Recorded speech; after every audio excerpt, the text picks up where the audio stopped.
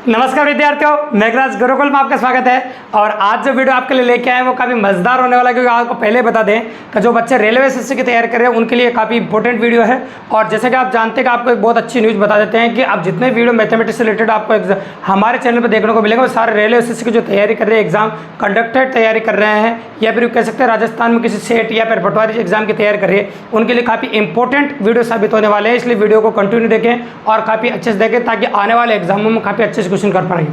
तो आज जो क्वेश्चन हम लेने वाले हैं वो आपके एग्जामों के साथ काफ़ी इंपॉर्टेंट है और रेलवे एसएससी के हिसाब से तो बहुत बेहतरीन क्वेश्चन है दोस्तों। तो उनके बारे में काफ़ी अच्छे से चर्चा करेंगे, एक एक क्वेश्चन को डिटेल में कंसल्ट करेंगे और एक एक क्वेश्चन को अच्छे समझना ताकि दिमाग में बहुत बड़ा क्लियर हो जाए और एग्जाम में इस प्रकार का प्रश्न जब एग्जाम आपसे पूछे तो काफ़ी ईजिली और काफ़ी आसानी से कर दे। तो दोस्तों उन क्वेश्चनों के बारे में आज हम बात करने वाले हैं जिनका किसी भी टाइप से कोई संबंध नहीं होता। नंबर सिस्टम में जो संख्या पद्धति के जो क्वेश्चन होते हैं उनमें किसी भी टाइप से कोई संबंध नहीं होते हैं। ये क्वेश्चन अपना खुद का एक स्वतंत्र अस्तित्व रखते हैं। तो उन क्वेश्चनों के बारे में डिटेल में कंसल्ट करने वाले हैं आज। तो चलो उन्हीं के बारे में चर्चा करते हैं। देखिए आप, तो चलो पहले क्वेश्चन के बारे में बात कर लेते हैं। जैसे संख्या अपनी मर्जी की आप कुछ भी ले सकते हो। मैंने एक संख्या ले ली 60, तो एक संख्या ले ली, तो यहाँ से दो क्वेश्चन मैं पूछ सकता हूँ आपके सामने। पहला क्वेश्चन ये 60 में संख्या 60 में कितने अभाज्य गुणनखंड है? पहला क्वेश्चन। संख्या 60 के अभाज्य गुणनखंडों का योग बताइए, दूसरा क्वेश्चन। तो दो क्वेश्चन बन जाते हैं, मैं लिख भी दूंगा नीचे। तो पहले इसके टुकड़े करने पड़ेंगे। टुकड़े करने के लिए आपको अभाज्य संख्याओं का भाग लगाना पड़ेगा। तो जितनी भी अभाज्य संख्या है उन सबका भाग आपको लगाना पड़ेगा, तब जाके इस पॉसिबिलिटी आपको देखने को मिलेगी। तो चलो 2 का भाग लगाइए। और 2 का भाग लगाते हैं कितना जगह आपका 30, फिर 2 का भाग लगाइए कितना जगह आपका 15, फिर 3 का भाग लगाइए कितना जगह 5, फिर 5 का भाग लगाइए कितना जगह आपका 1। इस प्रकार से अपन ने सबका भाग लगा दिया, इस प्रकार से निकाल लिया आपके सामने। ठीक है, अब देखिए आप, तो सबसे पहले अपन बात करेंगे आपके सामने अभाज्य गुणनखंडों की संख्या। पहला क्वेश्चन, पहले का पहला, अभाज्य गुणनखंडों की संख्या। तो अभाज्य गुणनखंडों की संख्या टोटल 4 हो जाएगी आपकी, क्योंकि आपको दिख रहे होंगे 4, 1 2 3 और 4। टोटल अभाज्य गुणनखंडों की संख्या हो गई आपकी 4। बिल्कुल सिंपली और काफ़ी आसानी से अपन ने कर दी। इसके बाद पूछा है क्वेश्चन नंबर 2 आपसे, अभाज्य गुणनखंडों का योग। अभाज्य गुणनखंडों का योग करना 5 3 8 2 10 और 2 12। तो योग हो गया आपका 12। इस प्रकार से पहले क्वेश्चन में 2 तरह से लैंग्वेज हो सकती है। आखिरी लाइन याद होगी अभाज्य गुणनखंडों की संख्या याद कीजिए, यह पूछेगा अभाज्य गुणनखंडों का योग याद कीजिए। यह पहला बिल्कुल सिंपल और काफ़ी ईजी क्वेश्चन था। अब आते हैं अपने क्वेश्चन नंबर 2 पे। और क्वेश्चन नंबर 2 में ये पूछा कि 1 से 100 तक की संख्याओं को, जैसे 1 गुणा 2 गुणा 3 गुणा 4, इस प्रकार 100 तक चल रहा है। तो 1 से 100 तक की संख्याओं को जब आपस में गुणा करेंगे तो अंत में कितने शून्य आएंगे, ये पूछा गया आपसे। तो 1 से 100 तक की संख्याओं को आपस में गुणा करेंगे तो अंत में कितने शून्य आएंगे, ये आपसे पूछा गया। मतलब आप कहते हैं जब संख्या लिखेंगे उसके बाद में कितना शून्य आएगा, तो बड़ी संख्या आएगी उसके पीछे शून्य भी ज़्यादा आएंगे, स्वाभाविक सी बात है। तो शून्य निकालने का काम काफ़ी इजीली कर सकते हैं अपन। ये काफ़ी कई बच्चे जब सुनते हैं तो उनको लगता है कि बेतुका क्वेश्चन है, अजीब क्वेश्चन है, ऐसे शून्य कैसे गिन सकते हैं, संख्या इतनी बड़ी आएगी, कैलकुलेटर से गुणा करो तब भी नहीं हो पाएगा। तो देखो जल्दी करने का, आसान करने का तरीका अपने पास, वो कैसे है देखो सुनाते हैं अपन आपको। देखिए आप, तो 100 में आप भाजकता के नियम के अनुसार 5 से भाजकता का नियम क्या है, तो जिन संख्याओं का एकांक 0 होता है या 5 होता है उनमें 5 का भाग पूरी बार चला जाता है। तो 0 तो यहाँ ऑलरेडी है, इसलिए 100 में 5 का भाग लगाएंगे। 100 का 5 का भाग लगाएंगे 20 बार पूरी बार चल जाएगा। तो 20 तो ये हो गए, और वापस देंगे अपन 20 में 5 का भाग, तो 5 का भाग वापस दीजिए तो 4 बार पूरी बार चला जाएगा। अब अंतिम जो 4 बचा इसमें 5 का भाग जाता ही नहीं है, तो आप कह सकते हैं कि 4 तो ये और 20 ही, तो 20 और 4 24। तो जब 1 से 100 तक की संख्याओं को आपस में गुणा करेंगे तो अंत में 24 जीरो आएंगे भी। तो 1 से 100 तक की संख्याओं को आपस में गुणा करेंगे आप तो अंत में 24 जीरो आएंगे। ये बिल्कुल सिंपल और काफ़ी ईजीली अपन ने कर दिया। ये हो गया आपका क्वेश्चन नंबर 2। अब आते हैं अपने क्वेश्चन नंबर 3 पे। और क्वेश्चन नंबर 3 क्या कह रहे हैं, 1 से 100 तक की विषम संख्याओं को आपस में गुणा करें। 1 से 100 तक की विषम संख्याएं हैं उनको आपस में गुणा करें तो अंत में कितने शून्य आएंगे, ऐसे पूछा गया।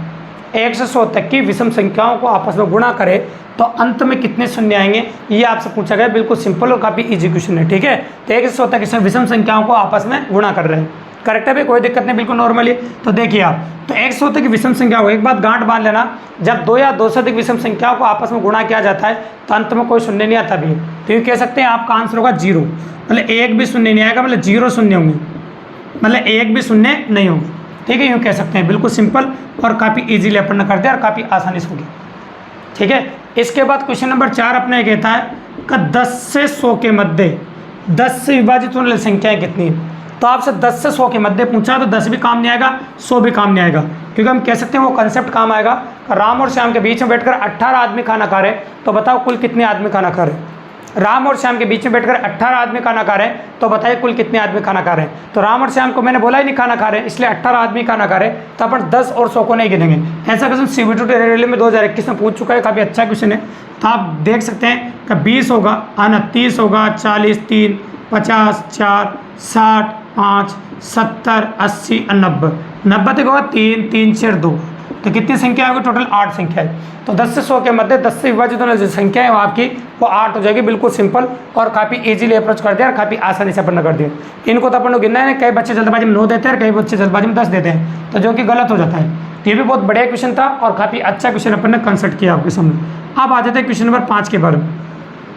एक संख्या ली मैंने, या कोई भी संख्या ले ले, जैसे 43 की पावर 605, है ना, ऐसे बोला। तो 43 की पावर 605 में 42 का भाग देने पर शेष क्या बचेगा? तो एक बात हमेशा गांठ बांध लेना कि जब भी किसी घातांक की संख्या में, ये एक घातांक की संख्या है, तो जब भी किसी घातांक की संख्या में उससे एक कम संख्या का भाग दिया जाता है, जब भी किसी घातांक की संख्या में उससे एक कम संख्या का भाग दिया जाता है, तो शेषफल हमेशा एक ही बचता है, चाहे घात कितनी भी हो।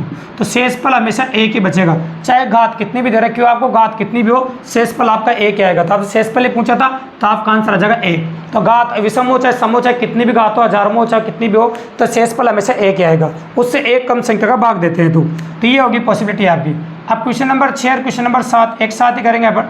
इसमें बोला आपके सामने 24 की पावर, है ना, ये 442, है ना, ये कह रहे हैं अपन 24 की पावर 442, और इसमें अपन भाग दे रहे हैं, मान लो किसी भी संख्या का 25 का दे ले, एक बड़ी संख्या का भाग दे रहे हैं इसमें।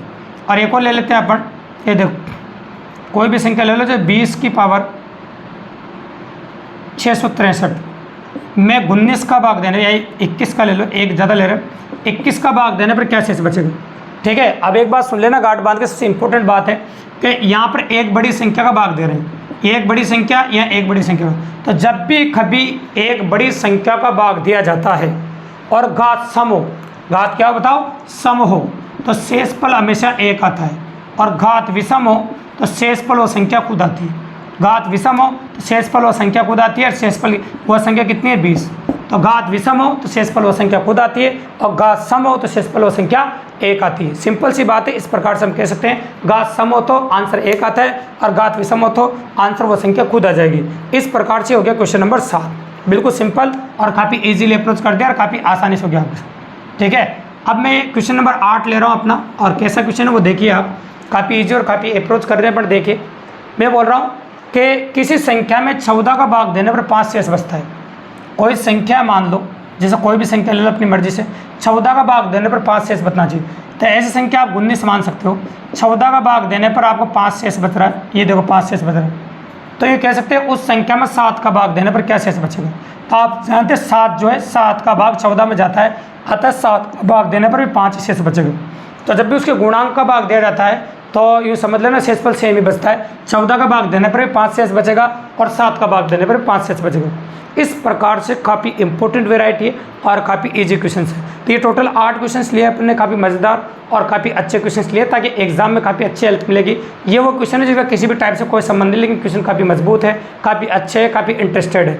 अगर वास्तव में क्वेश्चन पसंद आया और ऐसे बेहतरीन क्वेश्चन और भी आप देखना चाहते हैं तो चैनल को सब्सक्राइब कीजिए दोस्तों, लाइक कीजिए, शेयर कीजिए। और आपके रेलवे एसएससी की तैयारी को काफ़ी मजबूत बनाना चाहते हैं तो आज चैनल से जुड़ जाइए और अपनी बेहतरीन तैयारी को अंजाम दीजिए दोस्तों। धन्यवाद।